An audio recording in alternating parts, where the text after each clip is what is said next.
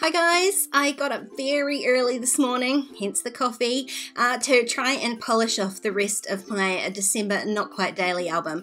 And the issue that I have now is that I have run out of ready-made page protectors. All I've got is these full page ones left. So I'm going to show you how you can super easily create your own. So I've got this 4x6 photo, and I could have made a page protector that's just two 4x6 slots, but I decided since I was going to make my own, I can make them whatever size I want, and why not add some sequins to it. So I'm going to add a little slot space down the bottom here for some sequins. This is a mix that I made myself just from my stash to match with the Merry Days kit from Feed Your Craft.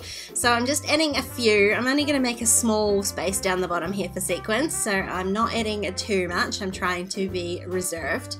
And then I'm going to have my 4x6 photo, and of course the space at the top I'm going to have won't be 4x6, it will be slightly smaller, it will have to be custom made. So I'm just shuffling everything down to the bottom, because of course the thing that you have to bear in mind when you're making your own page protectors like this is that once you've sealed it up, you can't get back into that pocket. So you do have to be aware of that from the start and work on both sides of the page protectors at once.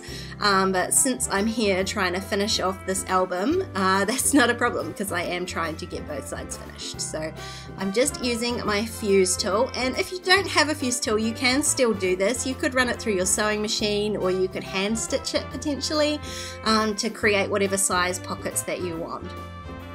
So you can see here I've got my little sequin placed down the bottom, and then my 4x6 photo, and I want to add something at the top here. Now this is a cut off from one of the 4x6 cards here from Ali Studios.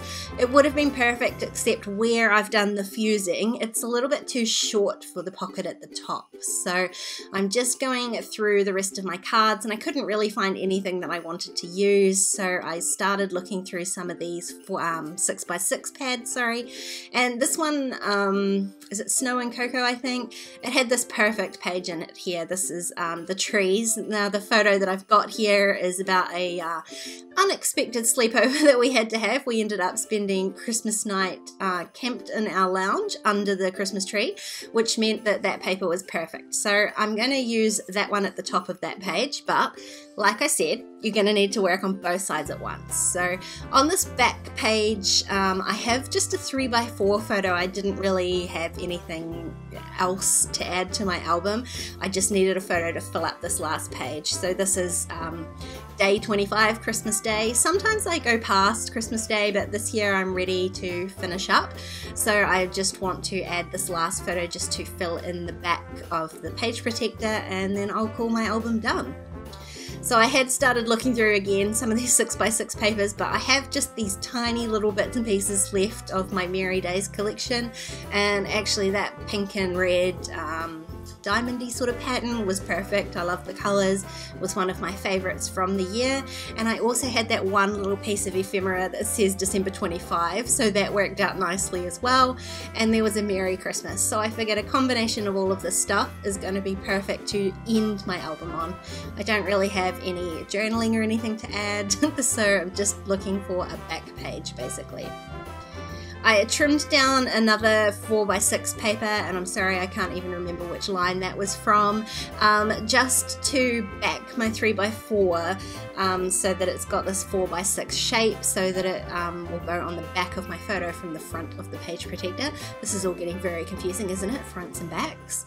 And that's where I've added my little piece of ephemera too. So now I just need to trim off the top paper to the right size, and that will be that page basically sorted out. I decided to add a few more of these little vellum word strips.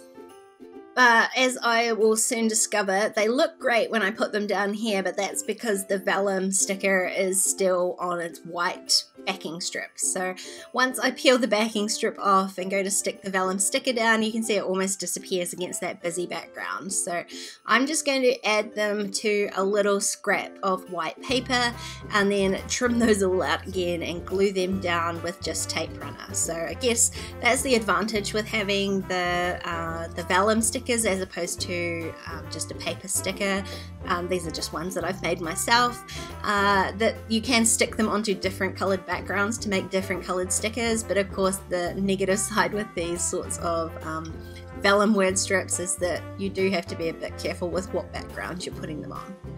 So you can see I'm just scattering 4 of them, most of them towards the top where that Merry Christmas die cut's going to go, so that I can have a little cluster up the top here. Now I did slip this 4x6 in, but then I decided to bring them back out again and just glue those 2 back to back, just to make sure they don't shuffle around in the page protector at all. The page protector, you can see, is slightly larger.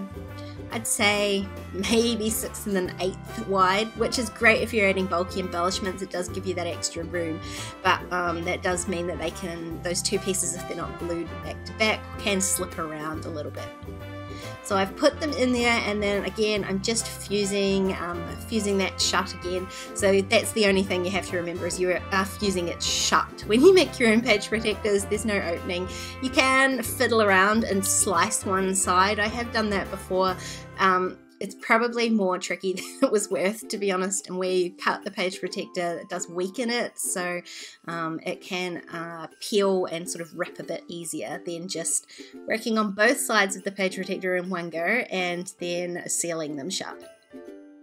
So now I have to work on my little top portion, so I've just glued those papers back to back, trimmed them to the right size and glued them back to back, and I'll just work on one side and then the other. So I'm going to add my little Merry Christmas die cut, and I'm just adding that to the right so it's above that December 25 die cut and my little words, so you can see what I mean about creating a cluster.